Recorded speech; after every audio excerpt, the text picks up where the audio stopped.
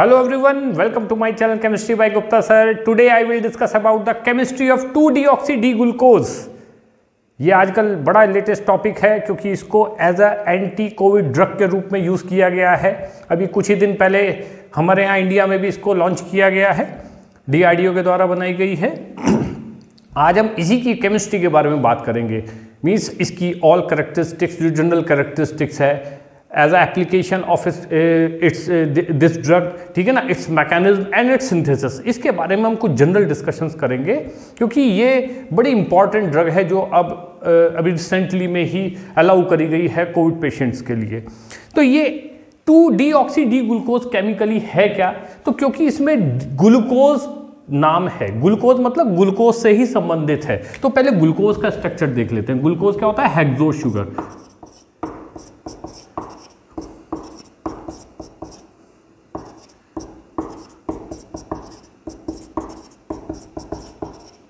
ये ग्लूकोज का स्ट्रक्चर है, देखिए 1 2 3 4 5 6 हेक्सोज शुगर भी बोलते हैं।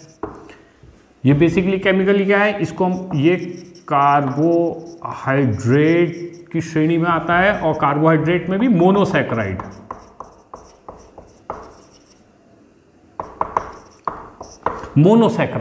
मोनोसैकेराइड मतलब वो ऐसा शुगर जिसको फर्दर हाइड्रोलाइज ना किया सके, जिसको फर्दर हम छोटे छोटे टुकड़ों में नहीं बांट सकते। जैसे शुगर को पानी में डालेंगे तो ग्लूकोज और फ्रुक्टोज में डिवीजन हो जाएगा, पर ग्लूकोज को अगर पानी में डिसॉल्व करेंगे तो ग्लूकोज रिमेन्स ग्लूकोज, यही इसका एक सिंगल मॉलिक्यूल एग्जिस्ट करेगा, ठीक है ना। Therefore it is called monosaccharide.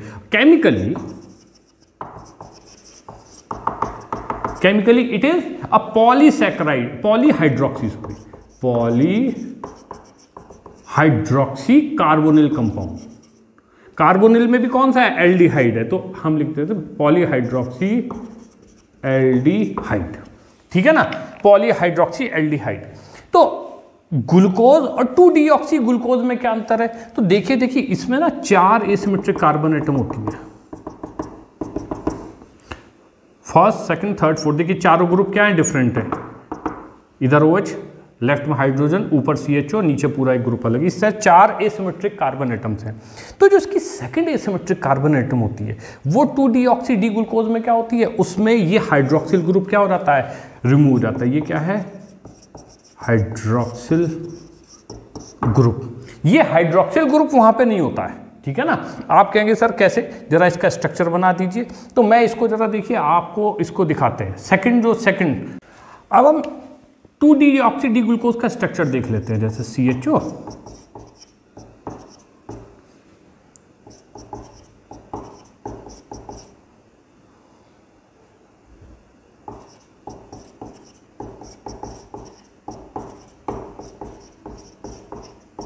One two 3 4 5 6। देखिए हेक्सोज शुगर है, लेकिन जो इसका सेकंड एसिमेट्रिक कार्बन एटम है उसके OH में हाइड्रोक्सिल ग्रुप की जगह क्या आ गया? हाइड्रोजन आ गया है। तो this is called 2-deoxy-D glucose. अब इसका देखिए पायरानोज रिंग स्ट्रक्चर भी चेक कर लेते हैं।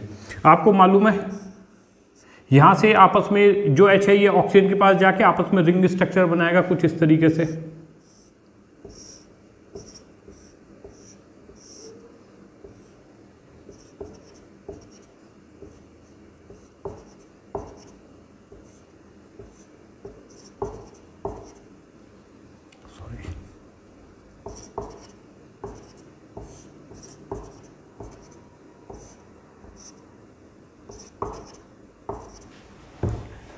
ये मैंने 2-deoxy-D ग्लूकोज का क्या बना दिया? पायरानोज रिंग स्ट्रक्चर आपका तैयार कर दिया। देखिए यहां पर ये सेकंड पोजीशन पर हाइड्रोक्सिल ग्रुप क्या है? रिमूव कर दिया गया है। और इसमें यहां पर क्या होगा? नीचे क्या आ जाएगा? आपका OH आ जाएगा ग्लूकोज में, ठीक है। अच्छा, ये D किसका क्या रिप्रेजेंट करता है? D रिप्रेजेंट करता है जो आपका फारदेस्ट एसिमेट्रिक कार्बन एटम है मोस्ट ऑक्सीडाइज्ड ग्रुप से, उस पर OH की पोजीशन। देखिए OH कहां पर है? राइट हैंड साइड में है।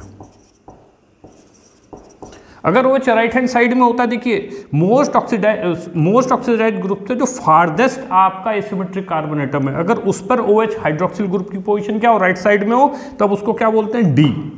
D, ठीक है ना। ये ऑप्टिकली एक्टिव कंपाउंड्स की रिलेटिव नॉमेनक्लेचर के अंदर आता है। अगर OH यहाँ पे लास्ट में, यहाँ पर बाकी हाइड्रोक्सिल ग्रुप से हमें मतलब नहीं है, OH और H से मतलब है जो फारदेस्ट होता है मोस्ट ऑक्सीडाइज ग्रुप से। अगर ये OH लेफ्ट हैंड साइड में होता तो ये L आइसोमर कहलाता। अब ये क्या कराता है, D आइसोमर, तो ये ग्लूकोज D ग्लूकोज, ठीक है, इसका नाम क्या दे दिया, D ग्लूकोज। अब यहां पर हमने इसकी सेकंड पोजीशन पे क्या है, हाइड्रोक्सिल रिमूव कर दिया, तो 2-डीऑक्सी, हाइड्रोक्सिल क्या मतलब ऑक्सीजन रिमूव कर दिया और हाइड्रोजन लगा दिया, तो हमने इसको क्या बोला, 2-डीऑक्सी। और 2-डीऑक्सी हो गया, सेकंड पोजीशन पे ऑक्सीजन गायब है, और आपने इसको क्या कर दिया, D ग्लूकोज, तो एज इट इज है, क्योंकि इसमें भी जो लास्ट आपका एसिमेट्रिक कार्बन एटम है मोस्ट ऑक्सीडाइज्ड ग्रुप से, वो कहां पर आ रहा है, उस पे हाइड्रोक्सिल कहां आ रहा है, राइट हैंड साइड में, तो 2-डीऑक्सी D ग्लूकोज।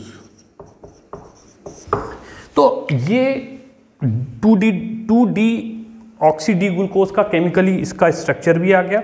ये आपका इसका जो केमिकल डिफरेंस है ग्लूकोज और 2-डीऑक्सी D ग्लूकोज में क्या बेसिक डिफरेंस है, वो भी मैंने आपको यहाँ पे क्लियर किया है, ठीक है ना। अब यही बेसिकली यही एक मेन कारण है जिसकी वजह से हम ये ड्रग को एज ए ड्रग यूज कर रहे हैं, ठीक है ना।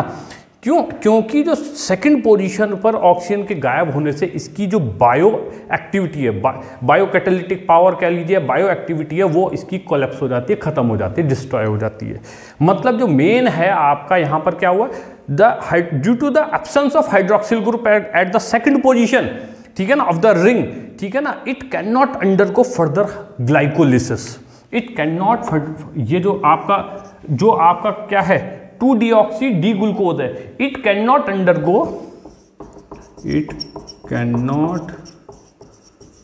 Undergo further glycolysis. मैं थोड़ा सा ग्लाइकोलिसिस भी यहां पे ब्रीफ में आपको बता देता हूं, तो आपको बिल्कुल पिक्चर क्लियर हो जाएगी क्यों ये एज ए ड्रग यूज करा जा रहा है।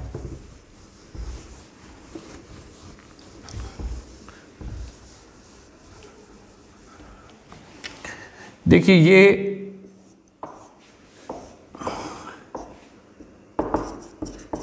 ये बॉडी में ब्लड है और ये टिश्यूज है और यहां पर ये कोई सेल है, सेल के अंदर ये न्यूक्लियस है और ये बहुत सारे ऑर्गेनेलीज पड़े हुए हैं, ठीक है ना, और ये साइटोप्लाज्म है,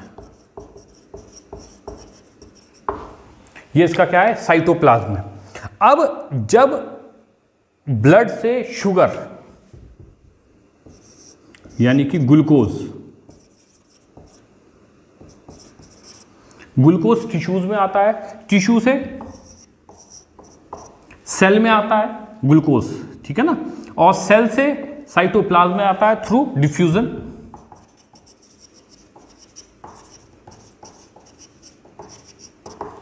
थ्रू डिफ्यूजन जब ये प्रोसेस होता है तो ये कहां पे चला जाता है, सेल के साइटोप्लाज्म में। साइटोप्लाज्म में कौन एब्जॉर्ब करता है, यहां पर एक पावर हाउस होता है, power house of the cell, क्या बोलते हैं उसको, माइटोकॉन्ड्रिया। माइटोकॉन्ड्रिया, ये जो माइटोकॉन्ड्रिया होता है इसके अंदर इस ग्लूकोज का ग्लाइकोलिसिस के थ्रू पायरुविक एसिड में कन्वर्जन होता है, जहां पर एनर्जी पैदा होती है, एटीपी, ठीक है ना, करेंसी ऑफ मतलब बॉडी, जो लिविंग सेल्स की जो करेंसी है उसको क्या बोला जाता है, एटीपी बोला जाता है। तो जो बेसिकली ये सिंपल सा प्रोसेस है जिसमें ग्लूकोज को pyruvic acid, basically pyruvic acid pyruvate ion में कन्वर्ट हो जाता है। ये इस प्रोसेस में इसको बोलते हैं ग्लाइकोलिसिस। ग्लाइकोलिसिस में इस दौरान क्या क्या बनता है, यहां पर एटीपी बनता है, ATP currency, molecular unit of currency, ATP. यही जैसे हम लोग मार्केट में पैसे से सब कुछ खरीदते हैं तो बॉडी में एनर्जी की सप्लाई क्या होती है, एटीपी की फॉर्म में होती है, यही करेंसी है, बिल्कुल जैसे हमारे मनी है। तो ये आपका इस ग्लाइकोलिसिस के दौरान होता है। ये होता किससे पैदा है, किससे होती है, एनर्जी किससे पैदा होती है, बेसिकली ग्लूकोज के, ग्लूकोज की केमिकल रिएक्शन से ग्लूकोज डिकम्पोज होता है और वो आपका पायरुविक एसिड में बनता है, पायरुवेट आयन में कन्वर्ट हो जाता है। इस जगह आपका एटीपी फॉर्म होता है। अब ये ग्लूकोज करता है जो 2-डीऑक्सी,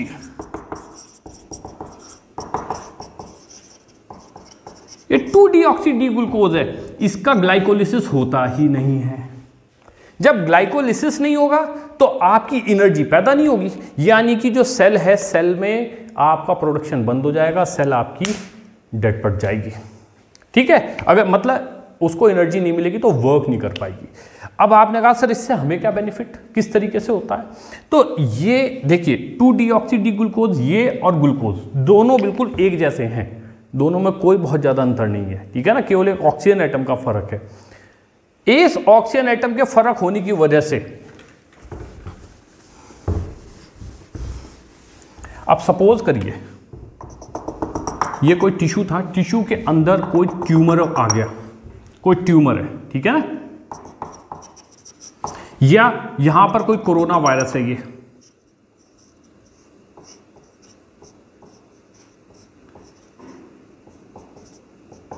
ये एक कोई कोरोना वायरस ने बॉडी पे अटैक कर दिया। ठीक है ना, अब कोरोना वायरस ने कहीं पे अटैक कर दिया, कोई ट्यूमर सेल्स है वो मल्टीप्लाई हो रही हैं। अब वो मल्टीप्लाई हो रही है तो उनको क्या चाहिए, एनर्जी चाहिए ना, अपने आप को जिंदा रखने के लिए एनर्जी, वो एनर्जी लेंगे तो एटीपी की फॉर्म में ही। अब आपने क्या किया, इस एरिया में ग्लूकोज की सप्लाई कट करके आपने 2-डी ग्लूकोज, 2-डीऑक्सी डी ग्लूकोज की सप्लाई बढ़ा दी।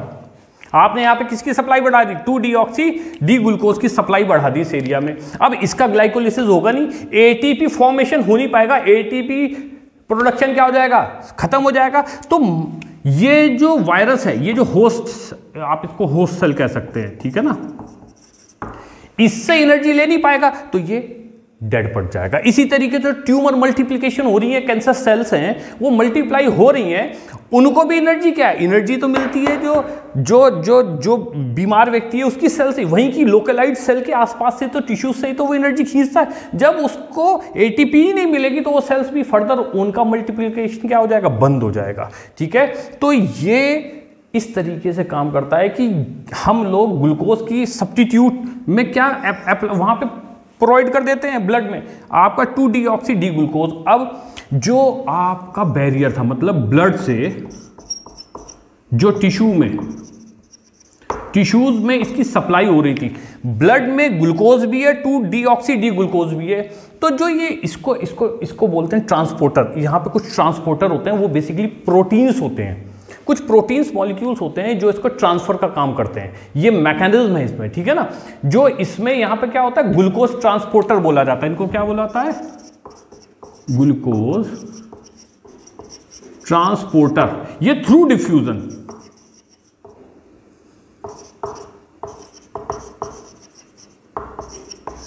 डिफ्यूजन ब्लड से ग्लूकोज को अपनी तरफ, मतलब टिश्यूज में ट्रांसफर करते हैं। टिश्यूज से सेल में चला जाता है, सेल से साइटोप्लाज्म में जाता है, वहां से माइटोकॉन्ड्रिया इसको एब्जॉर्ब करता है। ठीक है ना, डिफ्यूजन के through.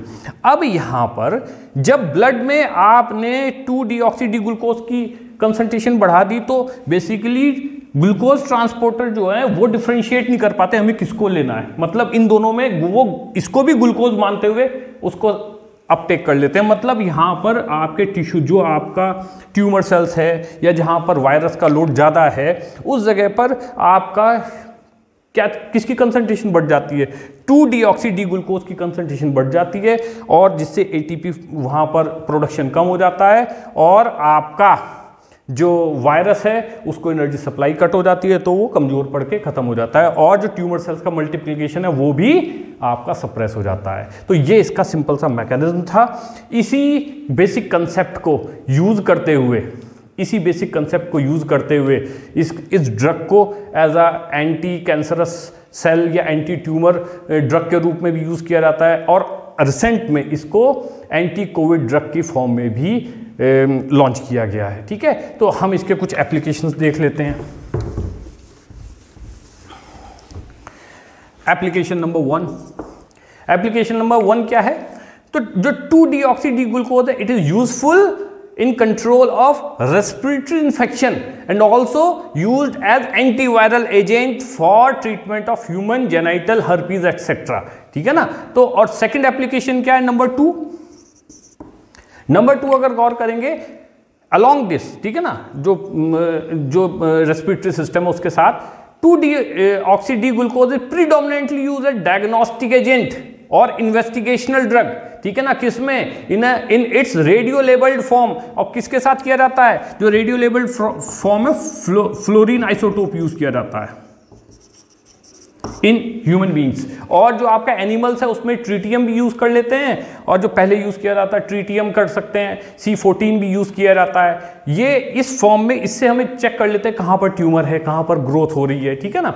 Studied as an anti cancer है, एंटी वायरल एजेंट। इसके अलावा भाई आपका जो पॉइंट थर्ड है, थर्ड पॉइंट में अगर हम देखते हैं 2-deoxy D-glucose can also determine the, क्या डिटरमाइन करता है, ग्लूकोज मेटाबॉलिज्म को डिटरमाइन करता है, ठीक है ना, विच इज अल्टर्ड किसमें, जब आपका जिस जगह पे कुछ ऐसी डिजीज होती है जहां पे ग्लूकोज अपटेक बढ़ जाता है, उस जगह पर ये क्या है, ये आपके उसको जहां पर चेंज हो रहा है ग्लूकोज का, भाई जैसे कहीं कैंसर सेल हुआ या कोई प्रॉब्लम हुआ, वहां पे ग्लूकोज का अपटेक बढ़ जाता है, तो हम इसको अप्लाई करते हैं उस जगह, भाई आइसोटोपिक फॉर्म में, तो डिटेक्ट हो जाता है कि हाँ यहाँ पर ग्लूकोज का अपटेक बढ़ा है, ठीक है ना। जैसे अल्जाइमर डिजीज हो गई, कार्डियोवास्कुलर डिजीज हो गई, इस तरीके से हम इसको कई जगह पे यूज़ करते हैं। इसके अलावा और भी बहुत सारी एप्लीकेशंस हैं, ठीक है ना। और जो रिसेंटली जो अभी फिलहाल कुछ दिन पहले ही, इवन आज से उसका प्रोडक्शन भी शुरू हुआ है, the drug controller general of India DCGI ने इमरजेंसी यूज दिया, अप्रूवल दिया है 2-deoxy D-glucose को, कैसे, as anti covid drug developed by DRDO lab in collaboration doctor Reddy lab, कहाँ पे, हैदराबाद की जो लैब है उसमें, वहाँ पे प्रोडक्शन चालू हो चुका है और आज से ये डिस्ट्रीब्यूशन भी इसका शुरू हो चुका है, ठीक है ना। तो ये इसकी एप्लीकेशंस थे, हमने मैकेनिज्म भी इसका देखा है। अब हम इसकी बात करते हैं सिंथेसिस कि सर इसको लैब में, क्योंकि ये क्वेश्चन आगे आने वाले एग्जाम में, चाहे वो मेडिकल का एग्जाम हो, इंजीनियरिंग का एग्जाम हो, या आपका नेट या गेट या जो जैम के एग्जाम है, उसमें इस तरह से क्वेश्चन आ सकते हैं, क्योंकि ये रिसेंट में आ रहा है। तो अब इसको कैसे सिंथेसाइज किया जाता है, तो इसकी सिंथेसिस देखते हैं। जो सिंथेसिस है बड़ी सिंपल, अगर थ्योरेटिकली फॉर्म में हम इसको देख रहे हैं, ठीक है ना, थ्योरेटिकली हम इसको ग्लाइकल से बनाते हैं। अब ये ग्लाइकल क्या है, ये आपका अनसैचुरेटेड साइक्लिक, जो आपका वो था ना,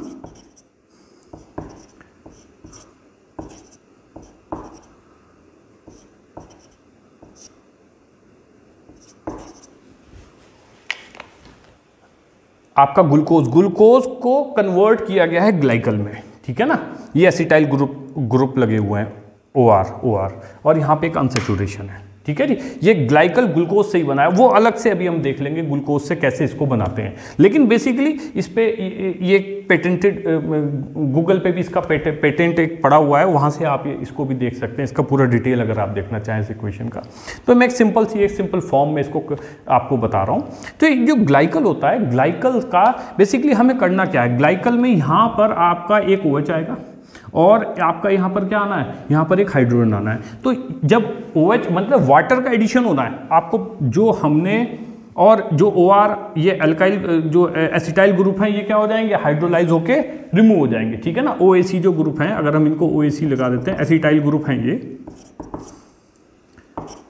इनको बाद में हाइड्रोलिसिस के थ्रू रिमूव कर देंगे, तो ये वापस किस में कन्वर्ट हो जाएगा, 2-deoxy D-glucose, यानी कि हमें यहाँ पे वाटर लगाना है, एक जगह OH आनी है और एक जगह हाइड्रोजन आना है, तो यानी कि हमें हाइड्रेशन करना है। तो हम इसमें पहला स्टेप हाइड्रेशन करते हैं। जो हाइड्रेशन होता है वो कौन सा होगा कि जहां पे OH और H आए, ठीक है ना। अब आपको यह भी ध्यान रखना है यहां पर OH इधर ना आ जाए, OH हमें कहां पे, इस फर्स्ट पोजीशन पे चाहिए। तो इसके लिए स्पेशल आपका हाइड्रेशन के लिए कौन सा मैकेनिज्म यूज करते हैं, ऑक्सीमर्क्यूरेशन एंड डीमर्क्यूरेशन।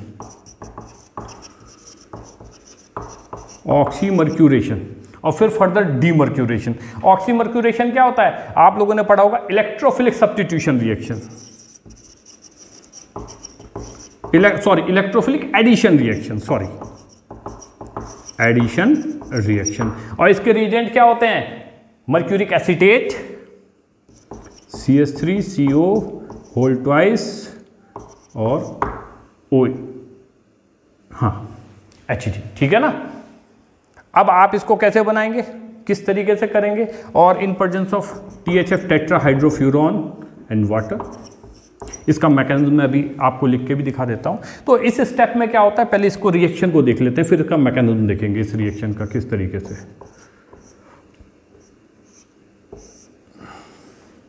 यहां पर फर्स्ट स्टेप में क्या आएगा, इसमें एक OH आता है और यहां पर क्या जुड़ता है, HgOAC। बाकी सब स्ट्रक्चर एज इट इज है। OAC हाइड्रोजन लगेगा, ये हाइड्रोजन है, OAC, ठीक है ना। ये क्या हो गया, यहां पर जो मर्करिक एसीटेट का बचा हुआ पोर्शन था वो एक मर्करिक कैटायन, बेसिकली इलेक्ट्रोफाइल है, ठीक है ना। अब इसको हम क्या कर सकते हैं, यहां पर करते हैं demercuration, oxymercuration and demercuration. Demercuration किसके थ्रू किया जाता है, आप यहां पे बेसिकली रिडक्शन, ठीक है, sodium borohydride NaBH4, sodium borohydride, ये रिडक्शन कहलाएगा। ये सिंपल रिएक्शन है, अब इसका मैकेनिज्म भी हम देखेंगे, ठीक है। अब यहां से क्या होगा, ये आपका जो मर्क्यूरिक एसीटेट है ये पूरा क्या, ये पोर्शन निकल जाएगा और इसकी जगह क्या आ जाएगा, यहां पर हाइड्रोजन आ जाएगा। तो यानी आपका ये स्ट्रक्चर क्या आ गया है,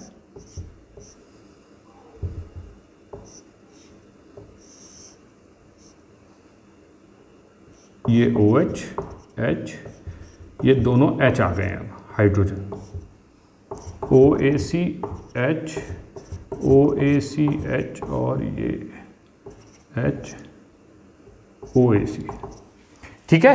अभी ये किस फॉर्म में कन्वर्ट हुआ है, ये अभी एसिटाइल ग्रुप लगे हुए हैं, यहाँ पे हाइड्रोक्सिल ग्रुप चाहिए, तो अब इसका क्या कर दीजिए, इसका फाइनली कर दीजिए क्या, हाइड्रोलिसिस।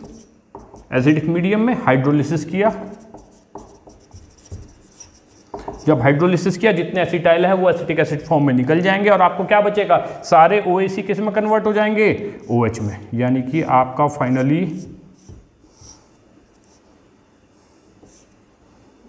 ये तो दो हाइड्रोजन रह गए, ये OH आ गया है, ये भी OH हो गया,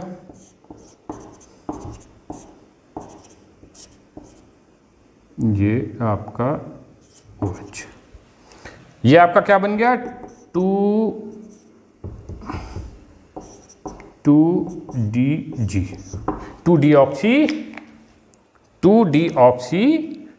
डी ग्लूकोज। तो ये तो इसकी प्रिपरेशन सिंथेसिस थी कि किस तरीके से करते हैं, लेकिन जो ये स्टेप था इसमें मैकेनिज्म, अब मैं आपको मैकेनिज्म इसकी स्टेप बाय स्टेप सिखाता हूँ। यानी कि जो एल्कीन पर आपने क्या किया, जो ऑक्सीमर्क्यूरेशन में आपने स्टेप किया है, बेसिकली इलेक्ट्रोफिलिक एडिशन रिएक्शन है, सिंपल सी रिएक्शन है, और फिर उसके बाद हम थर्ड स्टेप में देखेंगे ग्लाइकल कैसे प्रिपेयर किया गया है।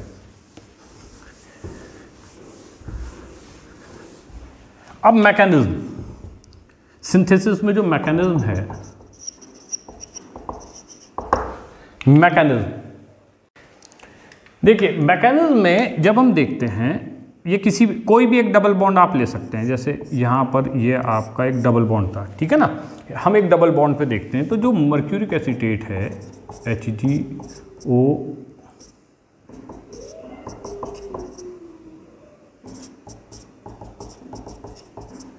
ठीक है ना, ये एसीटेट मरकरी की, क्योंकि Hg2+ होता है, मैंने पिछले उसमें एक ऑक्सीजन कम लिखा था, ये इस तरीके से होगा, CH3COO होल ट्वाइस Hg, ये इसका फार्मूला है। ये पीछे मैं भूल गया, अब मेरे याद आया, वहाँ मैंने CO लिखा है, तो आप इसको डबल ऑक्सीजन लिखिएगा, ठीक है ना, एसीटेट और ये मरकरी है, ठीक है।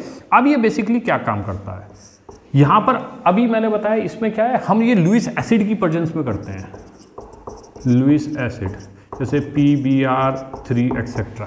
लुईस एसिड की प्रेजेंस में, लुईस एसिड का क्या काम है, लुईस एसिड पे एक वैकेंट p ऑर्बिटल रहता है, तो वो इस एसीटेट आयन को अपनी तरफ कैप्चर कर लेता है, ये O नेगेटिव इसको अपना दे देगा और यहाँ पर इसका क्या क्रिएट हो जाएगा। यानी कि फर्स्ट स्टेप, मैकेनिज्म का पहला स्टेप होता है generation of electrophile,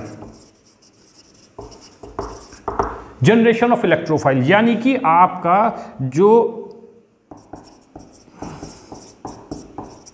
mercuric acetate है PBr3 से रिएक्ट करके क्या बना देगा, CH3COO, ये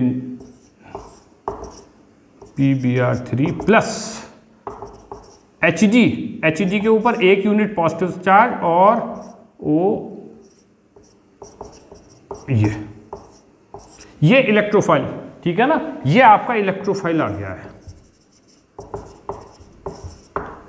अब ये इलेक्ट्रोफाइल नंबर 2, ठीक है, यहां पर क्या होता है प्लस ई इफेक्ट, यानी कि जो एल्कीन है इस इलेक्ट्रोफाइल पे अटैक करेगी, ठीक है, यहां पर क्या हो रहा है प्लस ई इफेक्ट है, अटैक ऑफ इलेक्ट्रोफाइल भी कह सकते हैं, अटैक ऑफ इलेक्ट्रोफाइल। मैं सेकंड स्टेप ऊपर लिख रहा हूं। अब सेकंड स्टेप में क्या आएगा, अटैक ऑफ इलेक्ट्रोफाइल, यानी कि अगर मैं ये यहां से इसको रिमूव कर दूं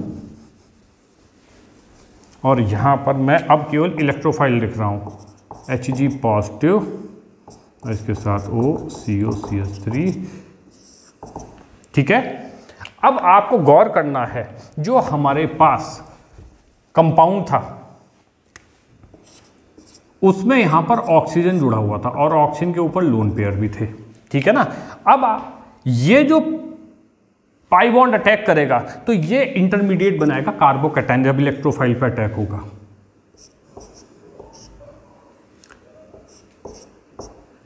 अब आपको देखना है कि मरकरी कहां पे जुड़ेगा, इस फर्स्ट पोजीशन पे कि सेकंड पोजीशन पे।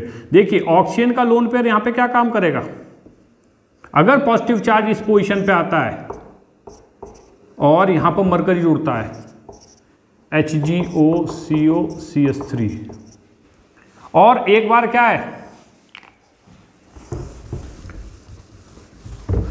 दो तरह के इंटरमीडिएट पैदा होंगे, एक बार ये और एक बार इस तरीके से,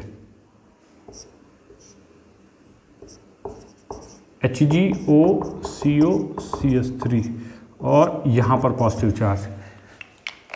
कौन सा इंटरमीडिएट ज्यादा स्टेबल होगा, दोनों 2 डिग्री कार्बोकैटायन है, ये भी 2 डिग्री कार्बोकैटायन है और ये वाला भी आपका, ठीक है। तो यहां पर लेकिन देखिए ये ऑक्सीजन के पास है, ऑक्सीजन के इलेक्ट्रॉन पेयर इसको क्या कर रहे हैं, ठीक है, ये इसको स्टेबलाइज कर रहे हैं। तो यहां पर ये आपका क्या है, मोर स्टेबल इंटरमीडिएट है,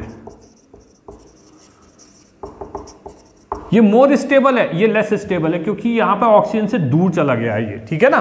तो ये ऑक्सीजन के लोन पेयर क्योंकि इसको क्या करते हैं, स्टेबलाइज करते हैं, तो ये वाला मरकरी आपका इस स्टेट पर मेजर फॉर्म में आएगा। तो आपका ये लेस स्टेबल है, ठीक है। और अब सेकंड स्टेप में, वो स्टेप फर्स्ट था, ये स्टेप सेकंड है। सेकंड स्टेप में क्या चीज आएगी, सेकंड स्टेप में हाइड्रोक्सिल ग्रुप, आपका कार्बोकैटायन पे कौन आगे जुड़ेगा, हाइड्रोक्सिल ग्रुप अटैक कर जाएगा, ठीक है ना। जो आपका हाइड्रोक्सिल ग्रुप है वो अटैक करेगा और आपका क्या बन जाएगा,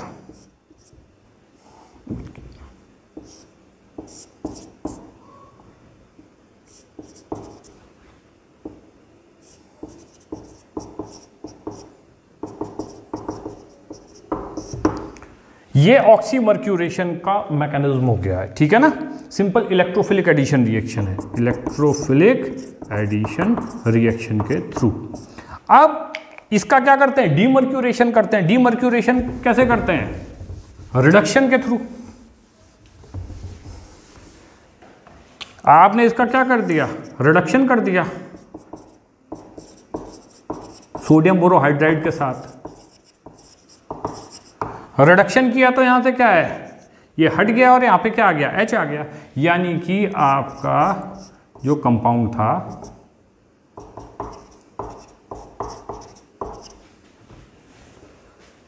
हाइड्रोक्सिल ग्रुप रिमूव हो गया। तो ये बेसिक मैकेनिज्म था। और बाद में सिंपल जो यहाँ पे एसिटाइल ग्रुप थे उनका हाइड्रोलिसिस करके एसिटाइल ग्रुप में एसिटिक एसिड निकल जाता है और हाइड्रोक्सिल ग्रुप बच जाता है, ठीक है ना। तो वापस आपका क्या पैदा हो जाता है, 2-डीऑक्सी डी ग्लूकोज, जो ये आपका इसके बाद जितने भी यहाँ पर ग्रुप जुड़े हुए थे OAC और H जो ये था ना OAC, ये सारे क्या हो जाएंगे, इसका हाइड्रोलिसिस कर दीजिए, ये सारे OAC किस में कन्वर्ट हो जाएंगे, OH में। इस तरीके से 2-डीऑक्सी डी ग्लूकोज हमारा जनरेट हो जाता है। ये इसका सिंपल मैकेनिज्म है, इलेक्ट्रोफिलिक एडिशन रिएक्शन। अब लेकिन जो ग्लाइकल हमारा बना, ग्लाइकल ग्लूकोज से ही तो बनाते हैं, वो कैसे बनाते हैं वो भी आप लोग जरा सा देख लीजिए। Formation of glycal. ये देखिए मैं पायरनोज स्ट्रक्चर बना रहा हूं किसका, ग्लूकोज का।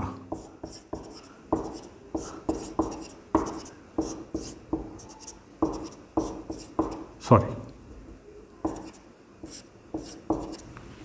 ये मैंने क्या बना दिया, डी ग्लूकोज।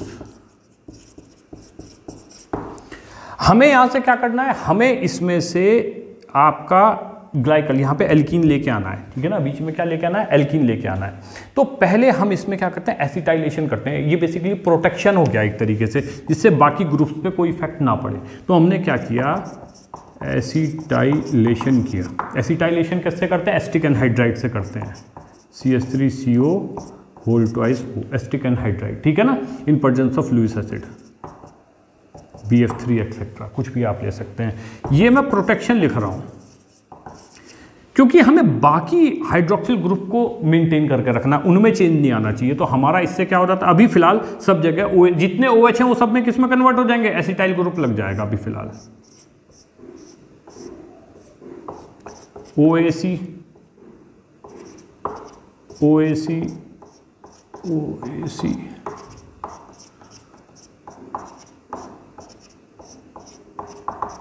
ये एसिटाइलेशन मैंने कर दिया, पेंटाएसिटेट फॉर्म होगी ग्लूकोज की।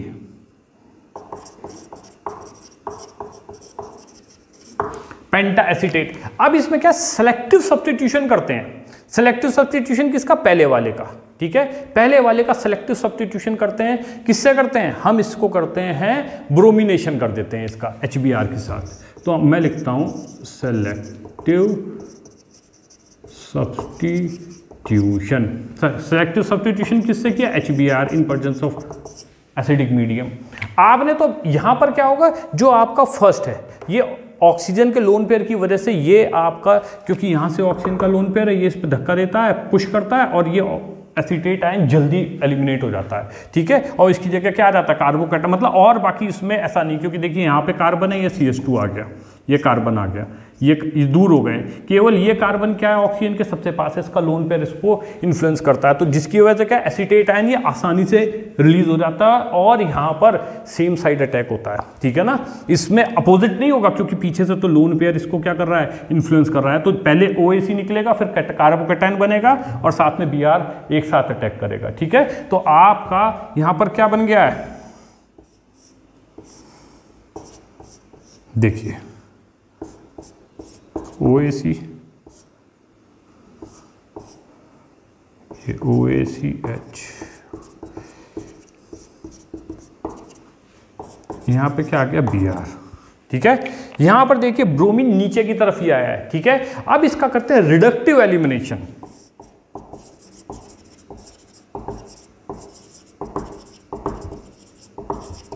रिडक्टिव एलिमिनेशन जिंक की मदद से करते हैं।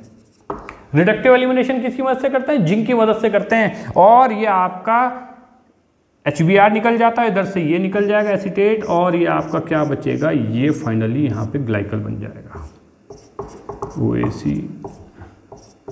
OAC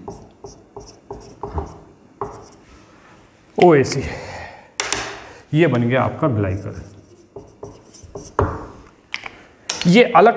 ये अलग सिंथेसिस है, और जो हमारी ग्लाइकल से 2-डीऑक्सी ग्लूकोज बनाने की वो सिंथेसिस बिल्कुल अलग है। बेसिकली दो अलग अलग सिंथेसिस हैं यहाँ पर। तो मैंने दोनों डिस्कस कर ली हैं विद मैकेनिज्म। इस तरीके से हम देख सकते हैं 2-डीऑक्सी डी ग्लूकोज किस तरीके से बनाया जाता है, क्या इसकी एप्लीकेशन है, किस तरीके से ये यूज़ होता है, और आजकल क्यों ये एंटीवायरल ड्रग की फॉर्म में इस तरह बेहतरीन काम कर रहा है, ठीक है। This is all about, thank you.